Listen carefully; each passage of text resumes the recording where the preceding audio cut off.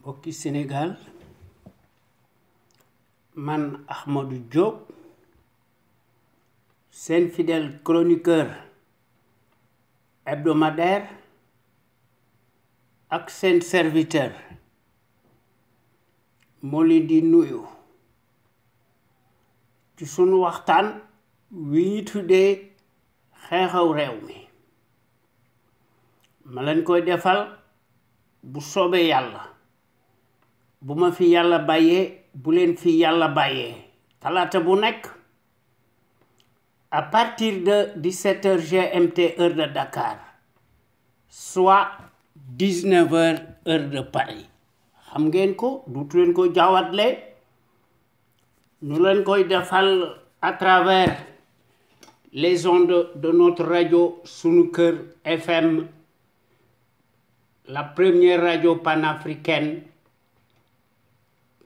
nekk ca Californie muy sunu rajo exceptionnel bu mag bi de renommée internationale. kon xam ngeen ne tey talaata 28 juillet 2020 sunu émission bi nu tuddee xew-xew réew mi day gën a am solo duma tàyyi di ko wax te dama koy bantu kii di digle càngaay mësta set dafa tilim taqrib muy Macky Sall am réew lëmm kenn du ko dénk baadoola boo ko dénkee am réew day bew te day fuuy waaw askanam lay fal waaw ak ñi koy daga ak ñi koy dagu waaw kii amul wor ma te dafa bew te dafa fuuy Sénégal du ma tàyyi di ko wax fen ak xaalis mooy fale waaye nag kii fen na ba jàll di bànneexu di juru ci pouvoir bi di tukki di tere lépp nag di latoo coronavirus waaw waaye nag bu loolu wee dans 3 jours la communauté musulmane internationale éprise de paix et de justice à laquelle nous appartenons va célébrer la fête de l'Aïd Kébir maanaam le geste d'Abraham waaye li nga xam ne moo ne ci sunu réew mi dafa doy kiimaan ndax manifestement dafa mel ni que 2 types de citoyens ñoo fi nekk yoo xam ne dafa mel ni que benn bi moo jiitu ñépp ñu ci des ñépp daanaka amuñu solo ci gis-gisam bu gàtt te loolu moo am ci Afrique en particulier ci Sénégal nag waaw 90% de la population ay musulmans la ñu te nu bokk ci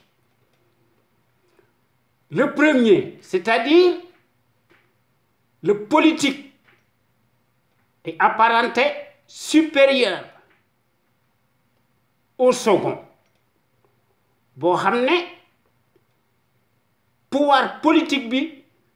daanaka amul respect ci moom ndax ce dernier nga xam ne ay suufi yu mag ñoo fi nekk ak seeni sët bari na ci suñ réew mi yoruñu pàkka yoruñu gobar nga xam ne ñoom sont plus que des imams jàngkat yu mag lañu kaar waaw ñoom de seen di tere ñu wax ci politique bi maanaam mel ni que nekkuñu ay citoyen te loolu doy na kiimaan c'est-à-dire dañ leen di tere ñu wax ci les affaires de la cité nga xam ne buñ ci waxee badoolo bii nga xam ne dañ ko yilif di leen di cataloguer d'islamiste alors que Sénégal mësta def terrorisme te leneen la leen di cataloguer je ne sais quoi waaye nag bu fekkente ne bii ne moom day def preuve de zèle de flagornerie muy tàllal sa sébile en échange dañ koy jox des caisses de billets de banque poinçonnés franc CFA loolu moo am ci Sénégal waaye li ci gën a doy waar ci RDC ci Congo bi nga xamantene bi né élection présidentielle amna fa l'église congolaise dafa defoon preuve d'activisme politique de civisme et de citoyenneté ci jamono joju kenn waxut politique christianiste te kenn waxut christianisme. C'est bizarre et surréaliste au Sénégal. Bép imam bo xamné yaangi wax ci sun réew mi ñu tek ko ci loxo jub dañ nan la l'islam politique te lolu doyna kiman. Doyna kiman te man daf ma ëlëm te daf ma jaaxal. Liko waral kilifa amu fi politique ndax ci Mali des chefs d'État présumés même amnésique même buñ ko doy seet daanaka ñoom ñépp dañoo nekk des francs-maçons jusqu'à l'habit masqué se promènent tout azimut par devers nga xam ne ci ay escapade ci la ñu nekk se liguent tous sur demande pressante de qui ñu ñëw à la rescousse d'IBK ñu def bloc avec des preuves de solidarité et cause commune de Macky Sall himself bokk na ci ñu tenté de sauver le soldat IBK le naufragé te li ko waral lenn la les dernières présidentialistes et les parodies législatives ont mis le feu aux poudres waaye nag la presse internationale extra-africaine réquisitionnée pour la circonstance joue les services après-vente, tendant à redorer le blason d'IBK plus que terni. Lors mo am ci Afrique, motax Afrique tardé. Sunu Sénégal gi coronavirus lañuy wax, waxuñu leneen. Le coronavirus bi de servir d'alibi aux politiques incapables. Manam sun réew mi doyna kiman. Dundu bi serna. Ñenn ñi di jënd ay xar yo xamné toll na ci 1 million de francs CFA. Ñoñu ay rabatteur lañu. Waye nak da seeni laq. Procureur bi lu muy xaar est-ce que ñooñu mas ñoo fay ay impôts wala ay taxes évidemment lu leen neex lañuy def loolu moo am ci suñu réew mi kon suñu réew mi ñuy wax naan coronavirus am na fi am na son corollaire tigi maanaam coronavirus plus boo xam ne mooy tere lépp waaw di digle càngaay te mësta set ndax dembu konté wut te ji moy konté Macky bani un état de droit ci loolu la nekk ci leneen lu mu wax weddi ko moo tax su réew mi tardé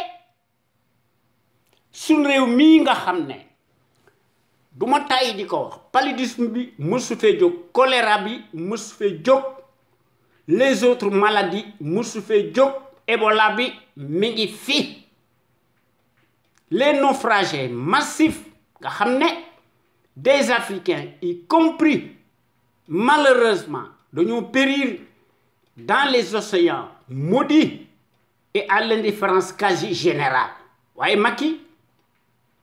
ak ñi nga xamné ñoo nekk ci CEDEAO mësuñu cee wax dañoo tëj seen gimiñ li leen di yónni waaye li ci gën a doy waar bi nga xamanteni bi ne bizarrement la pandémie ñëw na kenn xamut fu mu jóge épargne benn pays ñoom Macky Sall seen wax bari na ndax la tonalité ak l'émotion dafa changer radicalement bu lo bant xori ko sax ñu na la coronavirus la mbir mi doy na kii man réew moo xam ne amut des instituts de recherche ni ay laboratoire adéquat ñu mën a jublu ci wérgu yaram bi réew moomu ndaare rek lay jël li ko waral lenn la les principaux pouvoirs politiques qui se sont succédés jusqu'ici ont manifestement failli à leur mission régalienne musuñoo déglu benn yoon Cheikh Anta Diop suñu jàmbaar ju mag ji yal na ko yàlla xare àjjana amiin muy le kamit panafricain grand savant scientifique égyptologue historien le plus élevé de tous les temps Macky loolu du ci wax moom def fee nekk di bajantu di pukkarewu ci pouvoir bi di fadd di tëj di tijji waaw ci coobarey boppam te buñ ko defoon noonu du fa nekk du nekk fii mu nekk waaw buñ dee waxante dëgg waaye nag dafa nekkoon taciturne c'est ça la réalité ndax da doon jox une fidélité apparente à son bienfaiteur muy Abdoulaye Wade nga xam ne yemuñu ndax loolu moo am ci Afrique kuy mi ngay yar di ko xont moo lay jëkk a fàdd Afrique loolu moo fa am waaw loolu moo tardeel sunu réew mi ndax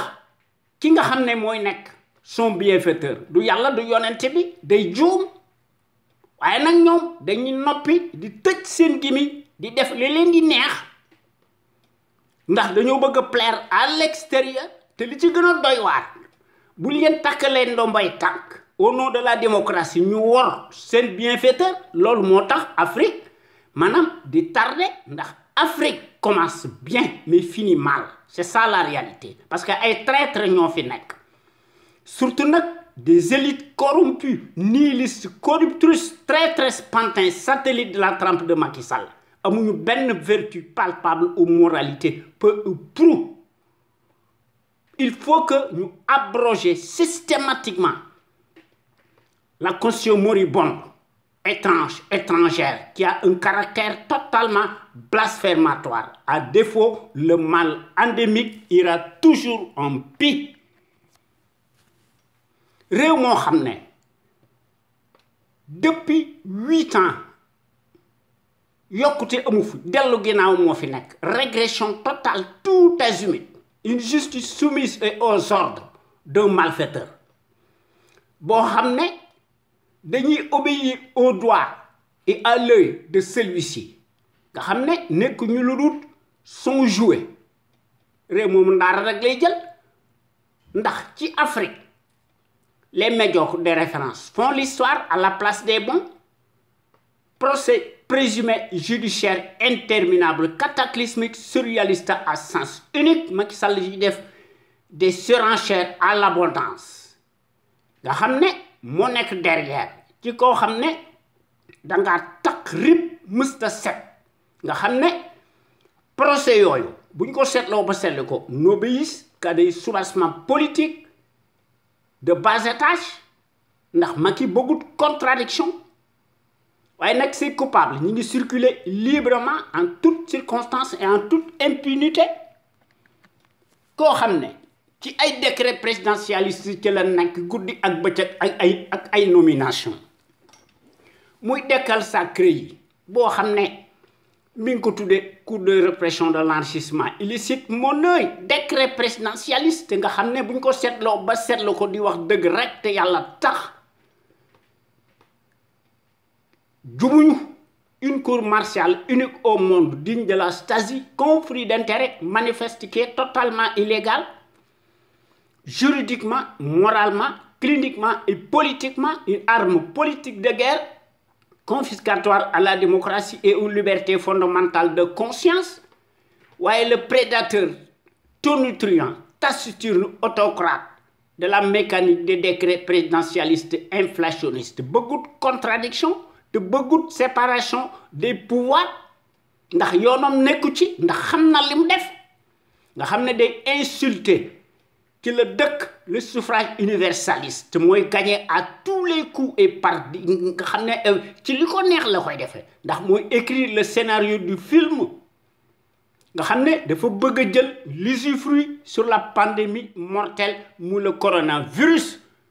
alors que moom ci boppam moo nekk le coronavirus plus au Sénégal gii nga xam ne nos hôpitaux sont devenus des mouroirs à ciel ouvert Ouais, le dictateur nous tympanise nos oreilles à longueur de journée, en toutes circonstances et en toute impunité. Ouais, sa cohorte de canailles, nga xamné bu len bant xuriko se font soigner en France, ñu utiliser les deniers de l'État. Xam ngeen né Macky Sall amul kaddu ndax sa kaddom jëru dara. Manifestement, qui nous amal affaire de faire un absolutiste Machiavel traître dans l'âme jusqu'à l'abîme, Mouy Macky Sall, le multimilliardaire des postes de nomination et multirécidiviste, nga xamné mu ëpp xaliss fouf les présidents des pays développés. Waye nak sun réew mi wax fi dëgg day indi musiba. Kon il y a lieu de parler d'un Capharnaüm ou d'un homme de cafard et de vers de terre tribaliste. Nga xamné ki ko jité moy le caïd putschiste clinquant, clanique né, l'homme de la surcharge pondérale, dit l'entonnoir colonial, ou le caniche de l'Occident, Nedeko Bandoum, dont l'immoralité n'échappe plus au commun des mortels par sa lâcheté innée, inégalée, inégalable. Nga xamné bus bu yalla sak de indi des lois scélérates iniques, alors que mom ci bopam dañ ko wara appliquer la même fatwa, la même loi, kon day éterniser wu pour le reste de sa vie, ñu jox ko des circonstances aggravées, ndax day bénéficier ipso facto d'une peine incompressible de 30 ans et plus pour moult crimes financiers, économiques et perte de ses droits civiques supposés. Macky Sall, sa place mësta nek au palais waye à Rebeuss. Kon di fi wax nan un gouvernement du peuple, par le peuple et pour le peuple mu neuy lolu ay wax la rek, c'est pour faire beau te lolu mo am ci Afrique. Waye nak comme d'habitude yeen wa Sénégal ak sénégalais ak sénégalais yi nek ci bir réew ma ak sénégalais ak sénégalais yi nek ci bitim réew ñu leen di tuddé les sénégalais de l'extérieur. Ma ngi leen di nuyooti di leen sant ak di leen gërëm te di leen sargal ci déglu bi ngeen ñu déglu gàcce ngalama yéen waa Sénégal amu leen morom. Ñoo ngi jox njukkal aussi tous nos auditeurs ak sunuy auditrices góor ak jigéen mag ak ndaw fàttewuñu kenn te ñoo ngi remercier aussi les meilleurs sentinelles du Sénégal nga xamné gor yi bu ñuy def seen waxtaan te nu bokk ci ñu tuddé ko l'info autrement ñu koy def altine ak alxames à partir de 16h GMT heure du Sénégal. Gor yi duñu tay ñu ci def des rediffusions massives par les audios très audibles toute la semaine sans répit. Gor yi gis ne mbir mi dafa nek une question de fibre patriotique, de pédagogie, de dévouement, d'altruisme, de civisme. Nga xamné dañuy mettre en lumière les mystifications du label menteur, professionnel, profanateur, mécréant, franc-maçon, fatena li taxone ñu fal ko ci 2012 à défaut et par dépit dans des circonstances totalement exceptionnelles, inédites, fatena lépp. Mouy Macky Sall, qui s'est totalement métamorphosé en changeant comme si rien n'était. Kooku mooy le minable kleptocrate des horloges, en chair et en os, agitateur, traître, tenu en place, amul ben mérite, te amul ben scrupule, te amul ben empathie, te amul ben lueur d'humilité, peu ou prou mun ko couvrir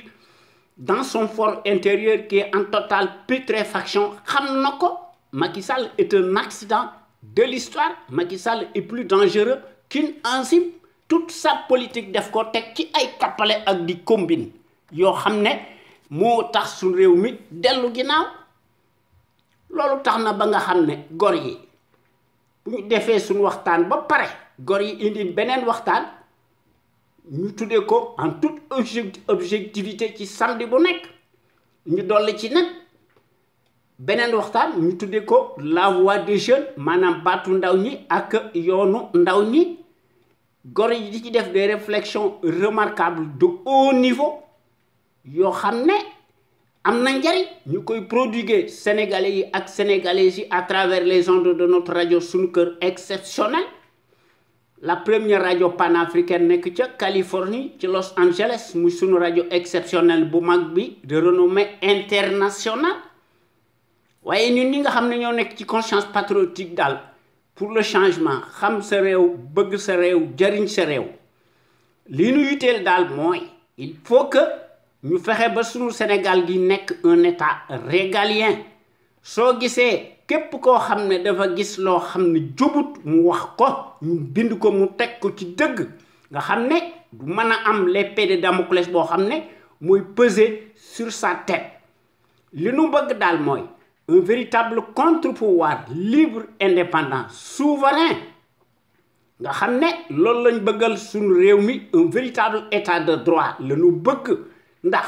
sans la liberté kenn mënut a tabax dara lu jag waaye badalo bi daf koy tere te loolu la doon naqar lu démb muy Macky Sall, l'envoyé spécial colonial attitré en Afrique et accrédité à Dakar nga xam ne depuis 8 ans ci ay scandale surréaliste ubiesque ci la nekk day gën a bari, une dictature qui tourne plus que jamais en plein régime intégralement négationniste d'apartheid boo xam ne s'accommode en permanence nga xam ne daay gu jeex bala mu pare mu indi leneen. waaye ñun ñi nga xam ne ñoo nekk ci CPC daal loolu bokkut ak suñu gis-gis de la démocratie. sunu Sénégal gi lu ñu mën a wax dafa nekk un grand pays historique au point de vue du savoir pluriel et de la morale éternelle en puissance. waaye la survie bii nga xam ne moo fi nekk di bajantu di jouir ci pouvoir bi di tukki di wisaare di guerre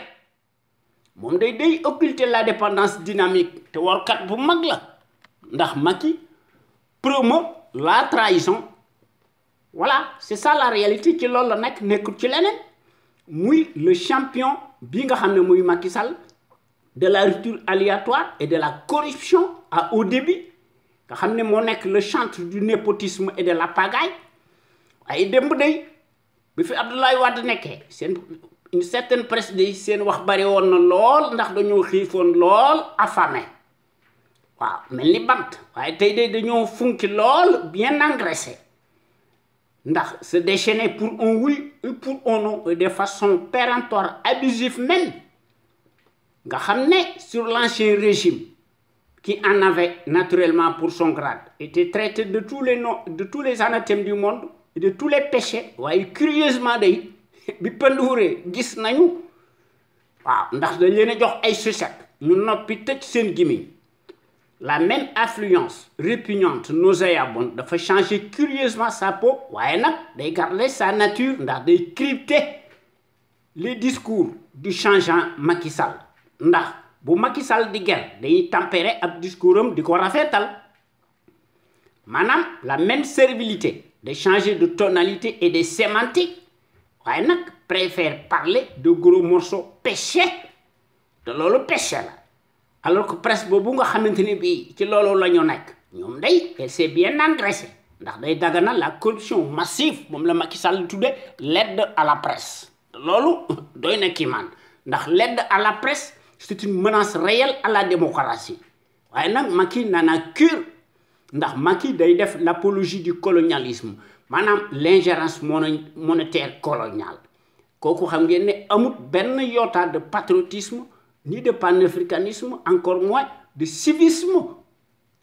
waaw ndax ci loolu la nekk ndax Macky dafa mas a déclarer ne daal la monnaie coloniale est bonne à garder waaye bi nga xamante ni bii ne gor yi te nu bokk ci les panafricains ñoom day nekk debout waaw di def vent debout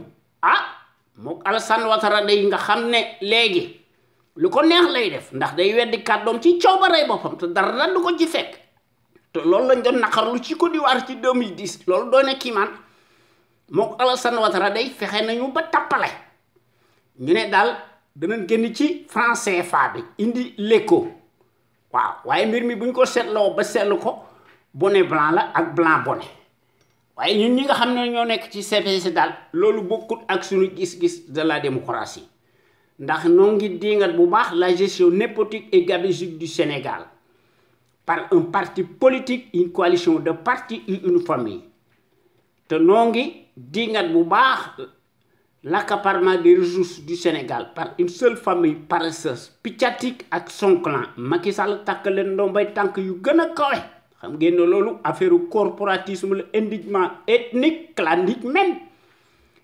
mu takk leen ndombay tànk yu gën a kawe comme si les compétences et les expériences des CV bidonnés de Ramassi se mesurent scandaleusement à l'aune des mêmes patronymes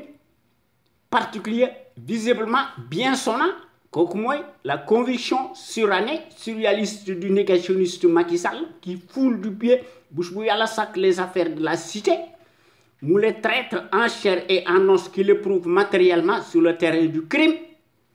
ndax ci xam-xamam bu gàtt ndax amut xam-xam day gis ne la médiocratie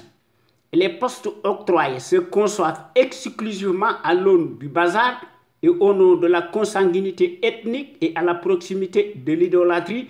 représentée par le binôme des mystifications ethniques idiocratiques. Te Mariam Faye xam na ci dara mi ngi wisaare ndax moo yore l'autre caisse blanche boo xam ne antidémocratique parallèle ndax Macky ci loolu la nekk nekkut ci leneen. Mariam Faye de xam na ci dara mook ay mbokkam mook ay rakam ak ñoom ñépp. Wow. Macky Sall a nommé plus qu'un village entier portant les mêmes patronymes particuliers visiblement bien sonnants. te loolu ëpp na waaye nag comme noonu dañuy yaacaaral naan fatalisme wala résignation li fi nekk rek moo fi nekk kon yéen gor yi ñoo ngi leen di ñaan ngeen di ñëw di fraterniser ci conscience patriotique xam sa réew bëgg sa réew jëriñ sa réew bu ñu bëggee suñu Sénégal ñi ñu teg ko ci loxo yu jubadi bii fi nekk mu dakk ndax sunu Sénégal gi moo ci gagné ak sénégalais yi ak sénégalaises yi ñu def ci activisme politique ñu boole ci nag des progrès exponentiels ndax ensemble nag tout est possible toutes les ressources humaines mi ngi fi borom xam-xam yi ñi ngi fi scientifique yi ñi ngi fi experts de haut niveau yi ñi ngi fi li fi manqué kay mooy booloo am mbooloo moo fi manqué ndax bu ñu fexee ba nga xam ne ñi bëgg suñu réew mi moo ëpp fuuf ñu koy war suñu réew mi dana jëm ci kanam waaye réew moo xam ne une minorité bien engraissée ñu leen di ger ñu koy nangu ñu def des flagorneries réew moomu day lañ ko jiñ dagat na waaye nag suñu réew mi moom daanaka wax fi dëgg day indi fitna kon dafa mel ni que suñu réew mi daanaka xamuñu li alxuraan wax ak li yàlla wax ndax dafa mel ni que suñu réew mi du fi yàlla sax musiba lay indi te loolu commencé ne ci Afrique ak ci suñu Sénégal gii ndax képp koo xam ne yëkkati nga sa kaddu nga wax ci l'islam nga teg ko ci dëgg yoroo paaka yoroo gobar yoroo dara soo làmmiñ nga yore kooku day daanaka bala moo pare des na Macky Sall dina yónni ay surgaam maanaam seetanton makku ñu këyir ko ñu takkal ko ci loo xam ne dara du ci dëgg ndax suñu Sénégal gii day mës ta def terrorisme ci nii mbàcci naa xamu ko sax waaye ñun ñi nga xam ne ñoo nekk ci conscience patriotique xam sa réew bëgg sa réew jëriñ sa réew bokk nañ ci porte drapeau étendard yi nga xam ne daal dañoo bëgg su réew mi jëm ci kanam ndax ñépp xam nañ ne wax dëgg yàlla su fi notre rajo Sunu Kër FM nekkutoon àdduna tukki ndax képp koo xam ne yëkkati nga sa kàddu bu néew ko bari nga teg ko ci dëgg ngeen di ci des preuves matérielles à l'appui kooku day daanaka son auteur bala moo pare l'autocrate tyran encombrant dana yónni ses auxiliaires de service maanaam ses tonton makul ñu cueillir ko violemment ñu defal ko presto illico un mandat de dépôt waaye nag les fonctionnaires politicards mercenaires alimentaires dañuy xam noppi nga xam ne ñoom dañoo nekk une sarabande yoo xam ne des véritables baveux li ñu doon ndax dañoo mas a nekk les symboles maléfiques des traîtres unifiés dans l'âme boivent sans répit le calice jusqu'à la lie du haut de leur rang ndax dañuy dund ci mbaggum suñu réew mi en toute impunité et en toute circonstance nga xam ne dañuy naan katijantabe te leneen li ñuy naan ndax butéel bi lañu gëm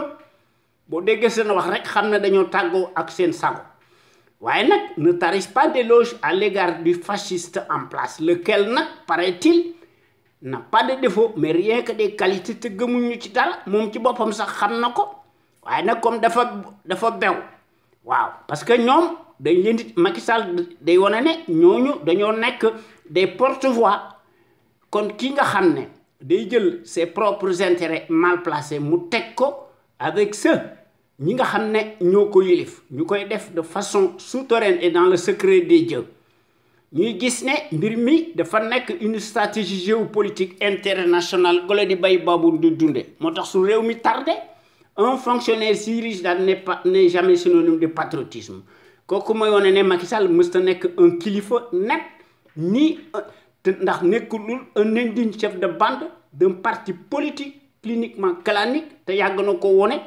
ci suñu réew mi ci suñu digg dëkk bi muy le pion Macky Sall le label du foutoir en chair et en os nga xam ne démb ak tey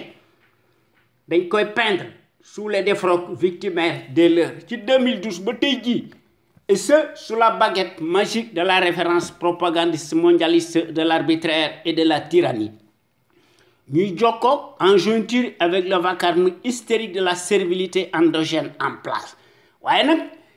presse boobu de yemuñu ci loolu ne nañ daal Macky Sall bokk na ci les dirigeants les plus influents de la planète koo xam ne nanguwut contradiction nanguwut un état de droit day randal ay élection nga xam ne di tukki di wisaare di tere lépp nga xam ne Macky Sall moo ëpp xaalis fuuf les présidents des pays développés comme ngeen kooku affaire corporative affaire paternalisme la te gëmuñu ci dara waaye nag Macky yoonam nekku ci ndax hier plus qu'aujourd'hui Macky Sall di continue de jouer sur le piano américano-français et pour cause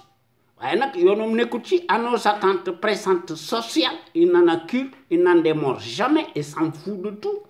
il passe tout son temps à restreindre drastiquement davantage la liberté d'expression te gis nañ ko ci le code liberticide bi nga xam ne ci loolu la nekk te buñ ko defoon noonu du fa nekk waaye nag day acheter di ci yokk les consciences de plus en plus abîmées présumées notables de l'heure ñu teg leen ay kilifa yemul ci loolu Macky Sall ne cesse de commander bu yàlla sàkk du matériel de répression les populations sénégalaises siphonnées, astiquées, nous les considérons comme un matelas financier extensible. Nous les criblés d'impôts et de taxes de toutes sortes. nga xam ne ñooy fay bor bi te bor bi dis na gan te yet wi li duma ñoo ko jënd te loolu doy na kii man te loolu ci Afrique dong lañ ko gisuñu ko ci benn pays civilisé politiquement waaye nag am réew bu bëggee jël ndaar day fekk benn baa loolu rek boo xam ne day fen ba jàll mu fal ko kon nag loolu moo tax ñu nekk ci suñu déconvenu éternel yi ndax lu jiw jeexul jógu fa waaye ñun ñi nga xam ne ñoo nekk ci CPC daal daanu fexe ba nga xam ne suñu réew mi ñu jubbanti ko ñu teg ko nag dans la bonne direction en tout cas ñun ñi nga xam ne ñoo nekk ci CPC daal ci loolu la ñu nekk ndax ñoo ci def liggéey bu rël en action matérielle nag pour que suñu Sénégal gi nekk maître de son propre destin ndax c'est à ce prisme là que suñu Sénégal gi mën a retrouver sa dignité ak sa plénitude ak son rayonnement boo xam ne moo koy def ci coobaree boppam di seet ses propres intérêts nga xam ne kenn du ko yëlif ci dara mu topp ci pays yi nga xam ne dañoo nekk des nations émergentes te loolu du ma tàyyi di ko wax ndax hier comme aujourd'hui depuis 16 ans notre radio sunuker.com qui est à l'avant-garde et à la pointe du combat juste et pour l'émergence du Sénégal debout et fier de l'être suñu rajo bu mag bi mës a nekk ci les chantiers battus ndax suñu rajo boobu mag bi day proposer du neuf ndax day briser les tabous te day bousculer les idées reçues te day innover maanaam day indi yokkute te day populariser la démocratie ndax suñu rajo bu mag bi mës a nekk ci les conventions ubiesques de l'établissement s'inscrit bu yàlla sàkk dans sa trajectoire révolutionnaire qui évolue dans le bon sens des valeurs et des progrès immenses exponentiels salutaires et indispensables pour que nous soyons capables d'assurer le destin de notre pays sur des bases voulues en toute logique et en toute indépendance et en toute conscience. Qu'on le veuille ou non, n'en déplaise à la pestilentielle apérisée, notre média est devenu plus que jamais un phénomène de société, reste le seul à aborder librement les sujets les plus variés qui sont considérés comme la loi de l'omerta, en particulier la gouvernance politique, bancale, ethnique et les médias serviles du service public nga xam ne ña fa nekk ñoo fa mas a nekk ñu leen di gën a jox ay ndomboy tànk nga xam ne ci loolu la nekk dañ leen di gratifier nag te loolu dafa wuuteeg seeni CV bidonné nga xam ne ñooñu les mêmes patronymes particuliers visiblement bien sonnants ñoo fa nekk te loolu gis nañ ko ci la maison présumée de la presse te loolu gis nañ ko ci la radio télévision Racine Talla Macky Sall te loolu moo am ci APS te loolu moo am ci le journal Le Soleil yaa xam mbay day xarbat transhumant bu mag la ñoom ñépp daanaka passent au peigne fin tous arrimés et deviennent de facto des instruments alimentaires politiques soumis aux ordres monopolisés par le pouvoir calamiteux tortionnaire usurier nga xam ne dañuy xam noppi di sëgg nga xam ne dañoo manqué patriotisme ak civisme ndax amuñu njariñ te dañoo tàyyal waaye nag suñu rajo bu mag bi mooy mottali seeni ndëngte te loolu gis nañ ko ci tant par la qualité des informations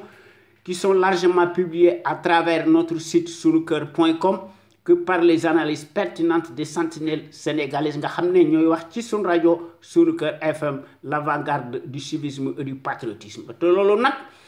noo ngi koy def en toute humilité ndax loolu dafa nekk une exclusivité de notre site sunuker.com ak sunu rajo bu mag bi nga xam ne moo nekk la première radio panafricaine de renommée internationale nekk ca Los Angeles ca Californie. Vous ne trouvez nulle part ailleurs de telles informations capitales utiles, les plus importantes, si diverses et variées par leur qualité éminemment prouvée, surtout celles qui relèvent incontestablement de la géopolitique internationale qui contraste avec la platitude manifeste de la servilité en place. Nga xam ne dañ fay nekk di bëgg embellir le bilan si chaotique du négationniste ethnique révisionniste et dont l'immoralité maraudante sans égal, exceptionnelle et substantielle à son taux d'ADN. Évidemment, il n'y a rien d'étonnant de la part d'un professionnel menteur, profanateur, mécréant, franc-maçon à la matière qui ment plus qu'il ne respire. Sunu Sénégal yi du génn ci mbënd mi ak ci coono bi nga xam ne baadoolo bi moo na ko teg depuis 8 ans te ëpp na nañ ko wàññi. Il faut que ñu régler le compte du traître Macky Sall. nga xam ne il faut que aussi ñu régler aussi le compte de sa bande de fripouilles alignés nga xam ne ñoom ñépp dañoo engraissé wu nga xam ne su rajo bu mag bi un panel d'intellectuels d'hommes et de femmes ñoom ñépp dañoo nekk de gros calibre doués en matière de s'exprimer librement en toute logique en toute connaissance de cause et en toute conscience nga xam ne dañuy démontrer magistralement chaque jour que Dieu fait seeni capacité intellectuelle ndax ñoom ñépp nag dañoo nekk des têtes bien pleines te dañuy décortiquer di décrypter l'actualité nationale et internationale et font part de leur expertise sur les produits toxiques chimiques notamment nag les faits divers scientifiques sanitaires sociaux religieux politiques sans oublier nag les incivilités patentes dont sont coupables les politicards véreux qui ont manifestement failli à leur mission régalienne ndax dañuy ubbi di gën a ubbeeti la boîte de Pandore à certains citoyens sénégalais égarés par leur manque de conscience se soulagent publiquement et piteusement aux abords des bâtiments ndax dañuy roy ci politicards véreux yi nga xam ne dañoo sàcc ba doy lay te motuñu kilifa loolu moo tax suñu réew mi tardé kon soyez donc plus nombreux ngeen di déglu gor yi nga xam ne ñooy wax à travers les ondes de notre radio Sunuker FM la première radio panafricaine nekk ca Los Angeles nga xam ne bu leen neexee indi seeni xalima ak seeni audio des na ko publier bu sooba yàlla ci suñu rajo bu mag bi de renommée internationale nga xam ne moo nekk la plus populaire qui reste plus que jamais l'éternelle cheville ouvrière des sentinelles sénégalaises aux vérités implacables aux bras d'acier inachetables et qui font constamment preuve d'analyse pertinente sans complaisance ne souffrant d'aucune ambiguïté sur la chose publique au Sénégal muy sunu Sénégal gi nga xam ne wax dëgg yàlla soo ubbee l'actualité politique bi da ngay rus da ngay jommi ndax actualité politique bi day gën a marqué wu de plus en plus duñu xam fan la ñuy commencé ak fan la leen teeral dañuy seet li nga xam ne mënuñu ko ñàkk bañ a wax ñu wax ko ndax bu ñu bëggee wax lépp nag wax dëgg yàlla duñ ci génn waaye nag ñun ñi nga xam ne ñoo nekk ci CPC daal li ñu bëgg daal mooy fexe ba unir rassembler autant de patriotes sénégalais ak sénégalaises autour d'un idéal commun pour cela nag il faut que ñun ñëpp ñu indi ci suñuy détermination ñu indi ci patriotisme ñu indi ci civisme ku nekk indi ci sa xalaat bu rafet ñu boole ci nag la démocratie participative à l'échelle nationale li nga xam ne nag mooy jën wu mag bi muy la clé de voûte maanaam la volonté politique de chaque sénégalais ak sénégalaise nga xam ne sunu Sénégal gi nekk le phare de la démocratie plein développement économique politique militaire financier am fi sunu soldats si ñu jox leen moyens yu takku ndax ñu mën a assurer la sécurité de nos frontières aériennes et terrestres ak la liberté de circulation et des biens nga xam ne ay nag loolu daanaka politikaar yi seen yoon nekku ci te loolu moo xew ci Mali kii nga xam ne moo ñëw ci Mali di yagari di yore mbaxanam saytaane mu ne day masqué wu ñoom de solidarité la ñuy def entre eux maanaam le lobby des francs-maçons en Afrique muy la CEDEAO ngistan la ñuy def dañ leen a yónni seen yoon nekku ci waaw mu cette sommité la nga xam ne bancal amuñu gis daanaka ñi ci nekk ñépp ay mercenaires lañu ils sont venus par accident waaw au pouvoir waaye nag dañ leen di jox moyens yu takku nga xam ne ñuy fadd seeni citoyens ndax extérieur boo ko joxee wàllam day noppi tëj gi mi ñëm te loolu Cheikh Anta Diop amoon na lu mu ci wax muy le visionnaire hors pair l'éternelle figure de proue charismatique le gros calibre homme d'honneur le Camille panafricain. L'Afrique doit opter pour une politique de développement scientifique et intellectuel et y mettre le prix. Sa vulnérabilité excessive des 5 derniers siècles est la conséquence d'une déficience technique. Le développement intellectuel est le moyen le plus sûr de faire cesser le chantage, les brimades, les humiliations. L'Afrique peut redevenir un centre d'initiative et de décisions scientifiques au lieu de croire qu'elle est condamnée à rester l'appendice, le champ d'expansion économique des pays développés. waaye ñoom day classe Macky Sall gi day ñoom seen yoon nekku ci te loolu moo tax ñuy wax toujours ne ndax loolu dafa nekk notre combat légitime nu nu mën a def daal buñ ci bëggee génn ci guuta gii nga xam ne ci lu nekk ak ci coono bii nga xam ne dafa yàgg lool te bari na te ëpp na il faut que nag ñu réformer impérativement le régime présidentiel prédateur ñu remplacer ko par le régime parlementaire bi fi nekkoon leneen lu nu def day nekk lu un coup d'épée dans l'eau suñu dëkk bi nan ko gën a tabax ndax mu gën koo redémodeler ndax mu nekk un pays dynamique ñu indi fi nekk des principes démocratiques et des institutions fortes inviolables respectées par des patriotes sénégalais ak sénégalaises imbus de la fibre d'honneur waaye nag ci Afrique li ko yàq ñii nga xam ne ñoo fi nekk di def ay référendum di changer constitution bi ndax constitution yi nga xam ne dañ ko tailler sur mesure nga xam ne dañ ko distribuer nga xam ne dañoo nekk des photocopies ñu distribuer ko nag surtout à l'échelle continentale francophone ay photocopie dong la waaw parce que ñoom lu ñu wax tey boo léegi ñu weddi ko ci loolu lañ nekk loolu moo tax ñun moo am problème moo tax naka lañ ko mën a changer en tout cas du ci ay élection parce que Sénégal kenn du wax ci loolu parce que c'est un sujet qui fâche kon bu mu fi bëggee am une gouvernance irréprochable ak un véritable état de droit nañu dolli siwaat le régime parlementaire waaye nag kan mooy def loolu en tout cas ay élection de duñ ko def kooku de du tax ñu def gëwuma ko de waaw parce que Sénégal xaalis mooy fale ak fen moo tax mbir mi dana xaw a jafe il faut que ñu seet yeneen pexe yoo xam ne nag moo gën a gaaw te adduna bi ñii nga xam ne ñoo fi nekk di yore seeni avion ci loolu la ñu jaar te loolu nag dafa nekk liggéey bu rëy il faut que ñu def ko ndax loolu dafa nekk notre tâche primordiale kon il faut que ñu créer nag les conditions obligatoires boo xam ne su ñu bëggee am une gouvernance politique économique saine transparente financière attentive ñu seet li nga xam ne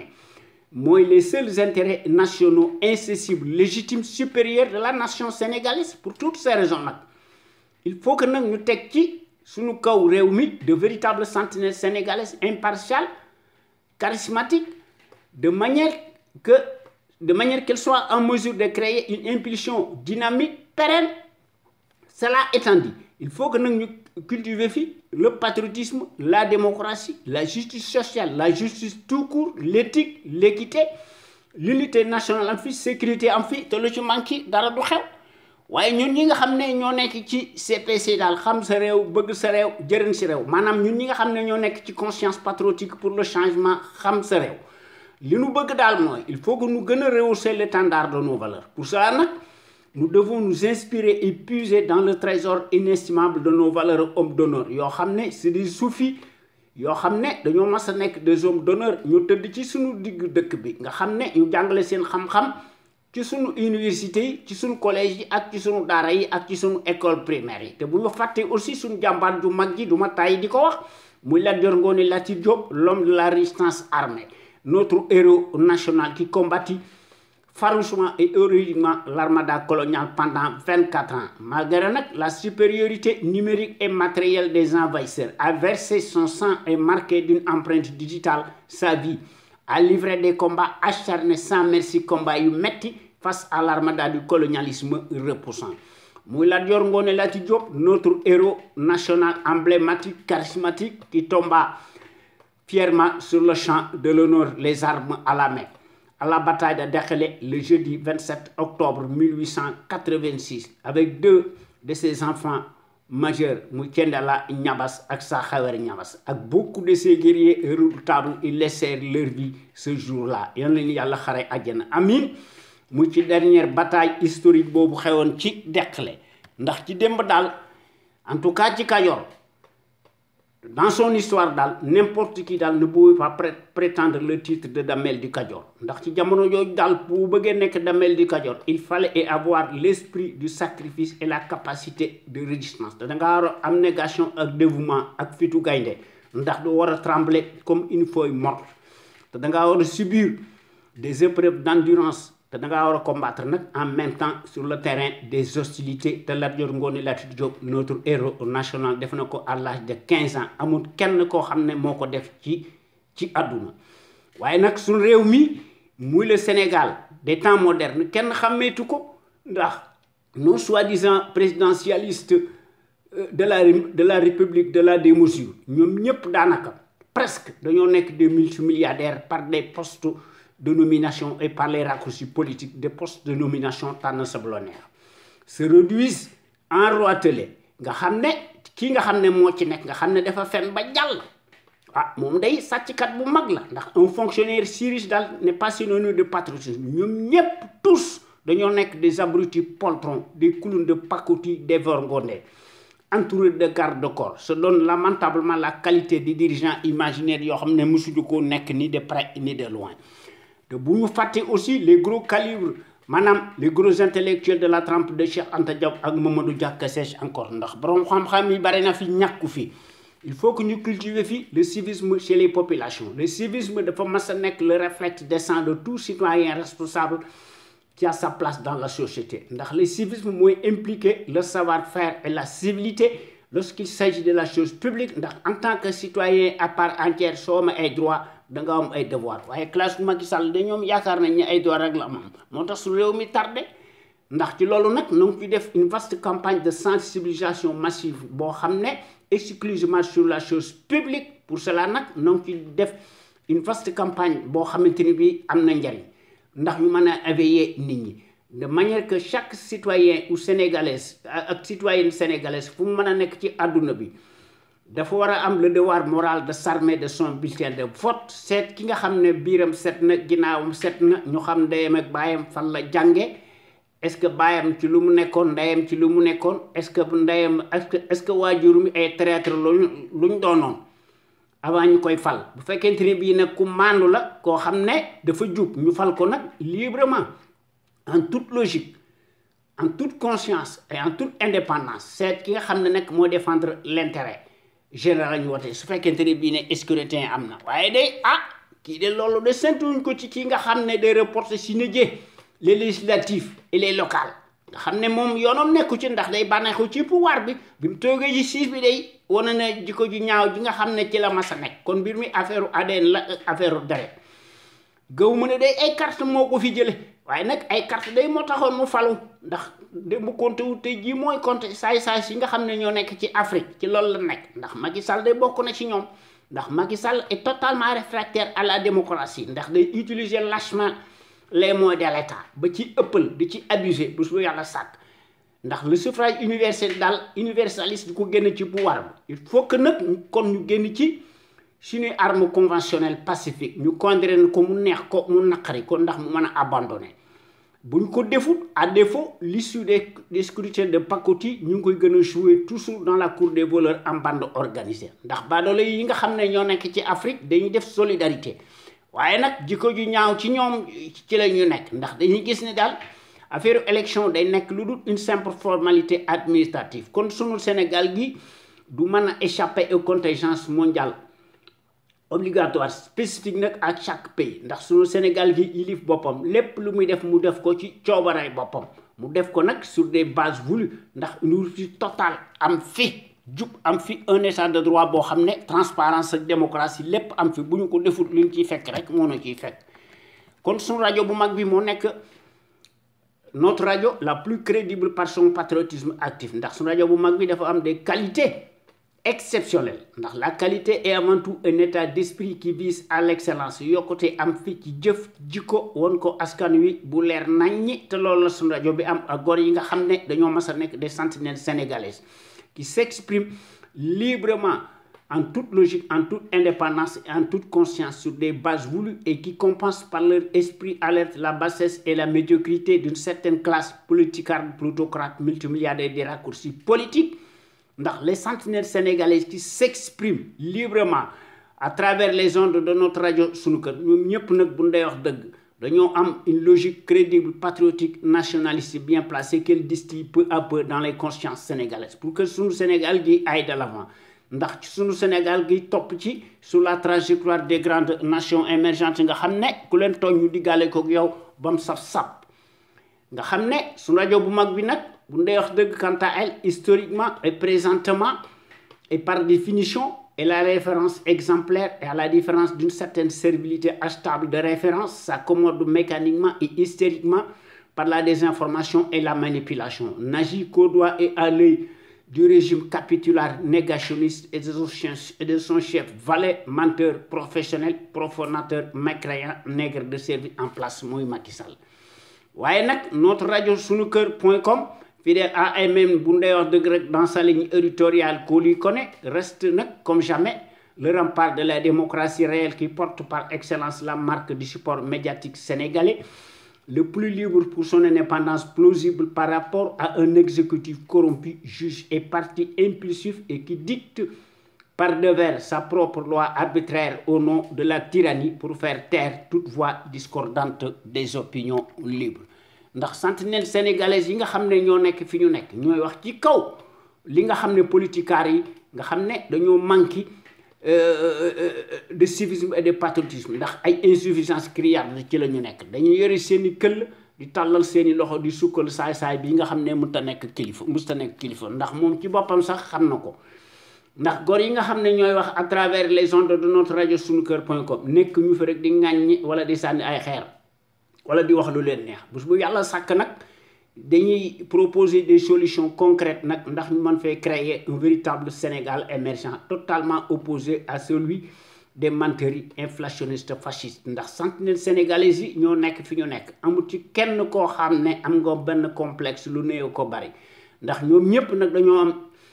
un savoir-faire un savoir-être un savoir productif actif yoo xam ne wax dëgg yàlla kenn mënu koo wedde kon nag tey nanu wax ci sunu thème tey bi maanaam li nga xam ne mooy le sujet qui fâche ndax mënuñoo nekk ci sunu réew mi di wax li nga xam ne moo nekk ci Afrique ci Sénégal ba pare bëgg a fàtte li nga xam ne moo nekk ci Afrique nga xam ne njombe la ndax loolu moom war kon nan wax ci loolu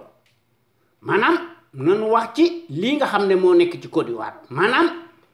de la république virtuelle du Golfe à la dictature bananière Alassane Ouattara franchira-t-il de nouveau la ligne rouge et briguer un troisième mandat wala s'agit-il d'un simple ballon de sonde ou d'un bluff point d'interrogation le parti politique muy parti politique se réunira ce mercredi 29 juillet 2020 pour décider quoi wait and see nan ko seet ba xam loolu ndax qui ne se souvient pas à l'époque comme un film digne de science-fiction lorsqu'une jeune femme ivoirienne jouait la victime et sous le fallacieux prétexte d'un tireur de Laurent Gbagbo waaw parce que loolu presse bi ñi médias yooyu ko doon wax dindi nañ ko te loolu am na fi ci 2010 nga xam ne ci jamono jooju pour susciter autant d'émotion ak de compassion la messe de 20 heures nga xam ne da doon attirer les projecteurs sur le montage éhonté maanaam les médias de référence propagandistes de la démesure répétaient honteusement les mêmes éléments de langage et diffusaient largement sans répit le mensonge savamment élaboré waaye li nga xam ne moo ci nekk heureusement ci jamono jooju il a fallu qu'au même moment l'imprévu prime sur le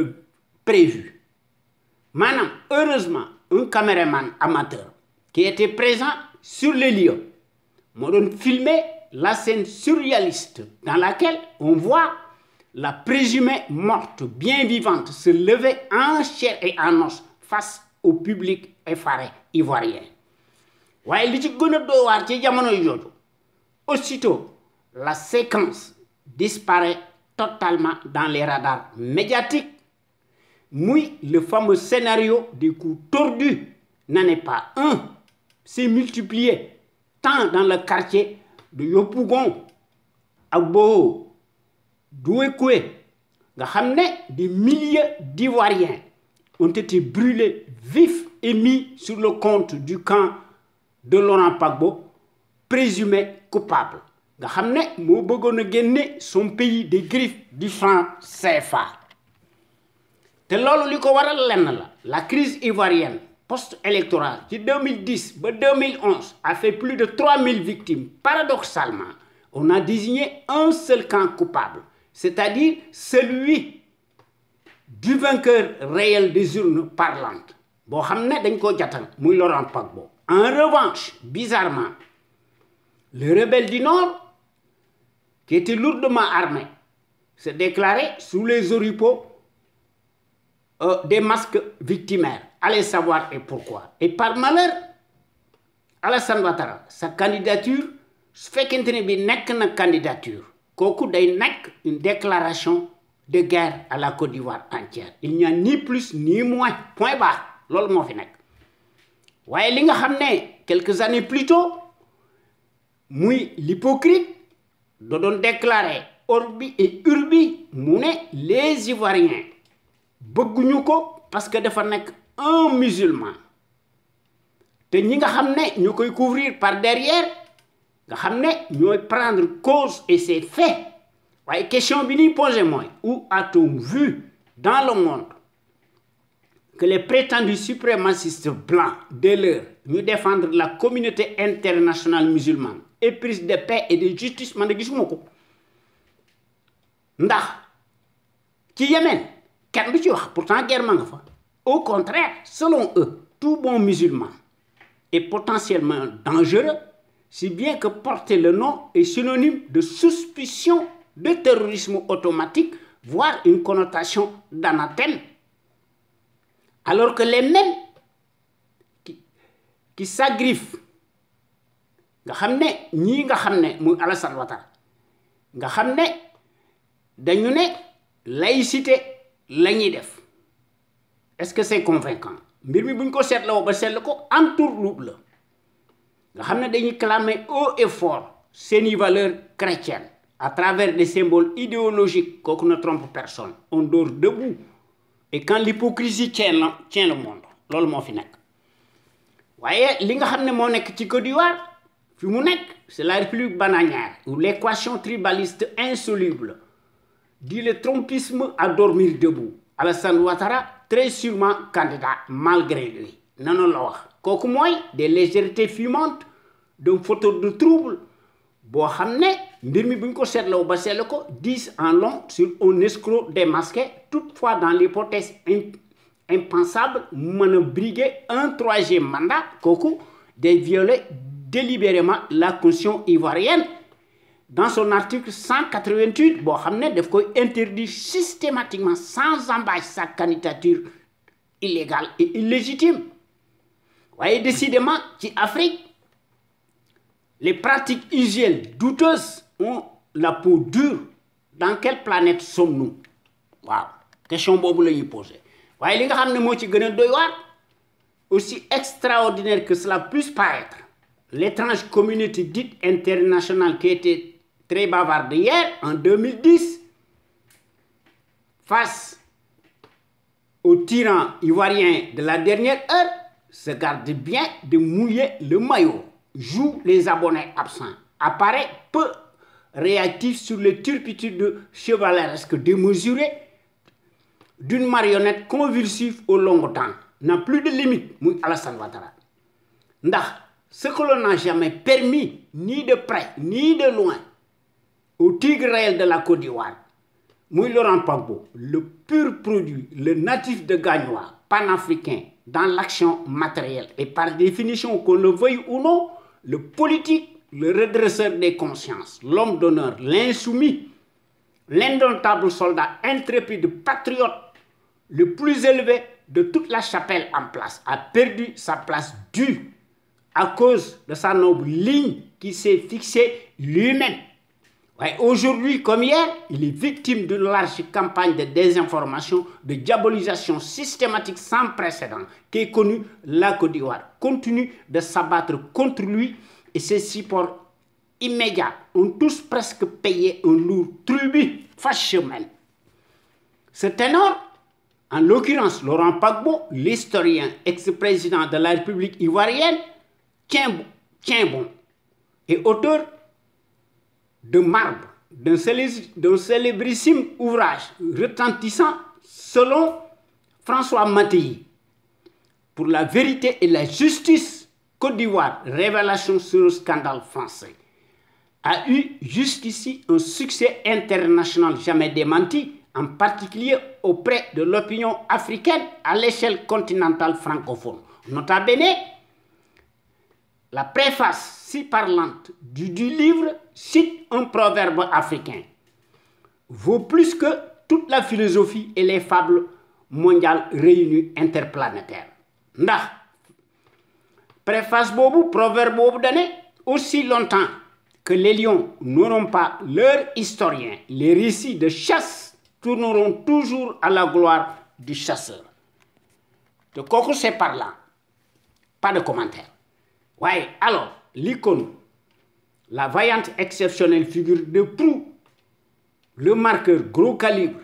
et dont la conscience intacte reste populaire dans son pays d'origine, continue de marquer incontestablement les esprits libres, demeure plus que jamais l'antithèse de la servilité autocrate acrobate si plastique. Ouais, li nga xam ne moo ci nekk, nonobstant le lynchage hors du commun, dont il est lui-même victime et son lieutenant Blé Goudé, et ce de la part de la mécanique médiatique, politique en arrière-plan, les a jetés en pâture et à la vindicte populaire. waaye li nga xam ne moo ci nekk, il n'en demeure pas moins que l'avant-gardiste exemplaire, le détenu politique le plus célèbre du monde, quoi qu'il arrive, restera dans la postérité, n'en dévié d'un pouce de sa trajectoire, a voulu suivre la trace des panafricains que furent Cheikh Anta Diop, Kwame Nkrumah, Patrice Lumumba, pour hisser la Côte d'Ivoire et toute l'Afrique dans le concert des grandes nations libres, prospères, souveraines et indépendantes. C'est le mot que l'on puisse dire. Ndax Laurent Gbagbo a autorisé la candidature et accordé la nationalité ivoirienne aux natifs de Burkina Faso ex-Haute-Volta, Madame Ouattara. Comme Laurent Gbagbo moo nekk son bienfaiteur et non l'inverse. Malheureusement, en Afrique étrange et à la renverse, l'immoralité politique veut que celui qui n'a rien obtenu de lui-même soit béni et adulé à la place de son protecteur banni.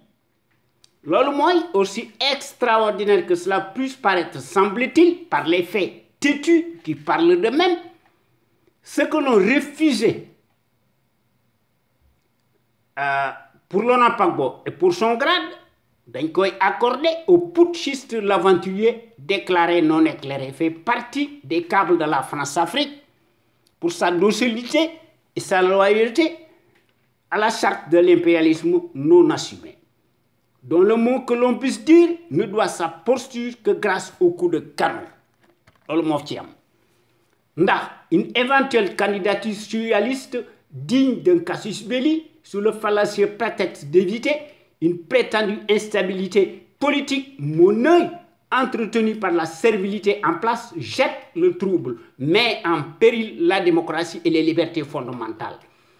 prolonge de facto l'incertitude et compromettrait dangereusement l'avenir de la Côte d'Ivoire, en mettant sens dessus et par-dessus, constitue immanquablement un parjure, laisse la porte ouverte à tout vent. Toutes les options sont possibles, y compris et les guerres de positionnement infini insurmontables.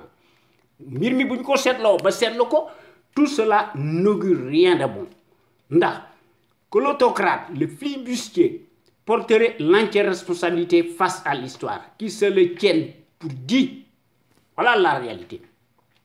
Alassane Ouattara avait désigné Amadou Gom, meurt, la Côte d'Ivoire, avec la conscience de Femelika, Alassane Ouattara Mokomon, au point qu'il ose briguer un troisième mandat décousu de fond en comble. La Côte d'Ivoire, la constitution ivoirienne n'a jamais prévu nullement qu'en cas de décès du candidat du parti pour Alassane Ouattara, ce dernier peut se représenter pour une troisième mandat consécutif. Dans ces conditions, la constitution ne sert à rien si ce n'est que pour faire beau. Parce que pour rappel, Laurent Gbagbo a été défenestré sur le fallacieux prétexte de confisquer la démocratie. Quant à Alassane Ouattara, qui a fait 2 mandats consécutifs, veut à tout prix rempiler, fait vent debout. En vérité, il y a lieu de parler de la politique de 2 poids et 2 mesures contradictoires. Tout dépend de la posture des uns et des autres, au bon et mauvais endroit et à quelle fin et pour qui. En tout état de cause, la candidature de Alassane Ouattara est invalide, immorale, politiquement, juridiquement, qu'on le veuille ou non, malgré les incantations de bas étage et l'union sacrée de sa bande de fripouilles faisant florès et du bruit tout azimut pour l'élection présidentielle du 31 octobre 2020. À la suite du décès d'Amadou Coulibaly, candidat du parti politique de Alassane Ouattara, pour l'élection présidentielle du 31 octobre 2020, et pour l'instant privé de remplaçant officiel. Voyez, comme pour accorder des circonstances atténuantes à Alassane Ouattara, qui a déjà fait 2 mandats présidentiels, une certaine presse hexagonale, partisane et partiale, qui fait fi des clous de la constitution ivoirienne, tempère ses propos, tente et doux d'arrondir les angles et cintrer les coins, tendant à lui donner une bouée de sauvetage et un caractère légal, semble-t-il. Apparemment, sans le dire ouvertement, l'affluence propagandiste mondialiste de l'arbitraire et de la tyrannie, fidèle à elle-même, qui ne s'en cache pas, s'arroge le juge de paix et s'ingère directement dans les affaires politico-ivoiro-ivoiriennes. Titre en Côte d'Ivoire la candidature d'Alassane Ouattara de plus en plus probable. Une autre lui emboîte le pas, prend le relais de façon alambiquée et sans commentaire. Titre emphatiquement dans le même sens. Alors que sous d'autres cieux, elle accusait directement Laurent Gbagbo de vouloir confisquer durablement le pouvoir. Ce qui constitue, une fois de plus, une incongruité décapante spécifique en Afrique des élites pantins satellites. Il faut le voir pour le croire. Le monde appartient à ceux qui ont une histoire et un fiscalisme politique de haut niveau. En Afrique, celle des faquins farandoles, unifiée prime surtout à l'échelle continentale africaine. Lolo moins, la pratique obsolète est devenue une norme établie, sert de référence, puisque face au fatalisme et à la résignation des populations classées comme des citoyens de second rang, se contentent la tête baissée à leur sort. Nous n'avons pas la capacité de soutenir des patriotes altruistes. Dans ces conditions regrettables, il va sans dire que les scrutins de pacotille se joueront obligatoirement dans la cour des voleurs en bande organisée. Lolu mo fi am. Waye li nga xamné mo ci nek, à contrario aux États-Unis et particulièrement en Europe, la durée du mandat présidentiel limité ne se discute point. Nga xamné dafa nek un sacerdoce inviolable sous aucun prétexte. Voyez, chez nous, c'est constamment le contraire qui se produit, se reproduit même. C'est pourquoi la marionnette Benioui, Talignaret, comme un matelas financier extensible, reste plus que jamais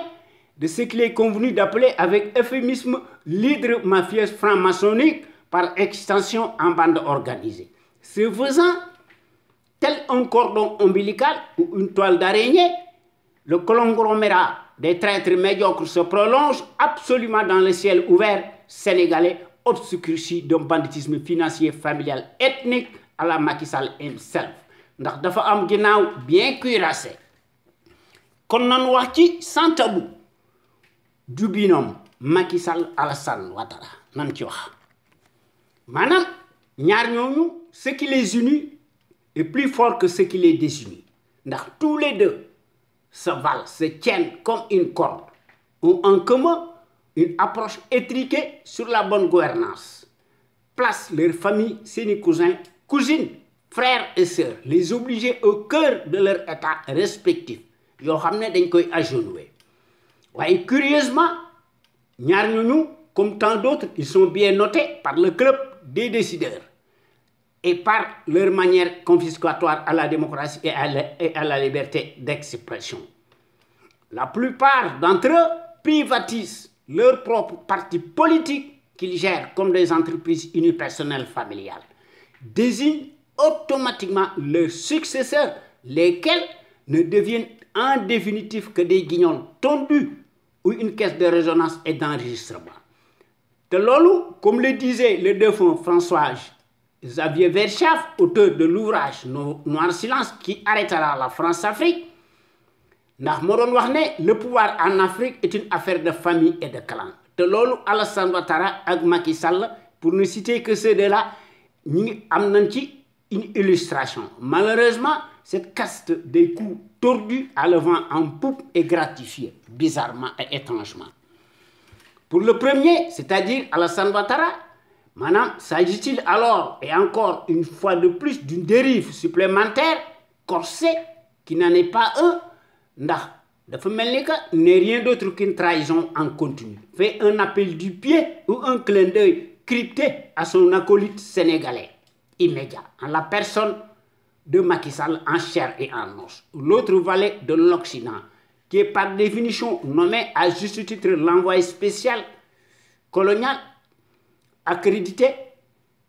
à Dakar et accrédité en Afrique et attitré à Dakar. Nga xamné brille par ses méthodes fascistes aléatoires, épileptiques, épidermiques, décriées, n'a rien à envoyer, à rien à envier à son compère ivoirien de la dernière heure. Les deux pédigrés, tels des jumeaux inséparables, se valent tous. Les deux pédigrés, nga xamné tels des jumeaux inséparables, se ressemblent comme deux gouttes d'eau, s'assemblent, s'unissent à jamais, agissent de concert et par télépathie et par entente directe dans le secret des dieux, s'agrippent honteusement mordicus à la monnaie coloniale, changent constamment leur fusil d'épaule pour que rien ne change et tout continue dans le meilleur des mondes. Qu'ils tentent de blanchir en écho. Madame, entre Alassane Ouattara et Macky, l'un ne va pas sans l'autre. Madame, les mêmes causes irréfrégables reproduisent nécessairement les mêmes effets nocifs, n'est-ce pas? C'est ça la particularité de l'Afrique. Il est donc normal qu'elle soit exclue de la géographie mondiale, c'est-à-dire la mémoire mondiale. En politique, tout se tient en toute logique et n'en déplaise à ceux qui ne l'admettent pas par hypocrisie. Kon bo gagné, maa ngi leen di jox rendez-vous ci talaata bii di ñëw ci sunu waxtaan wi ñu tuddee xew-xew réew mi ñu leen koy defal à travers les ondes de notre radio Sunu Kër FM la première radio panafricaine nekk ca Los Angeles ca Californie mu sun radio bu mag bi de renommée internationale jërëjëf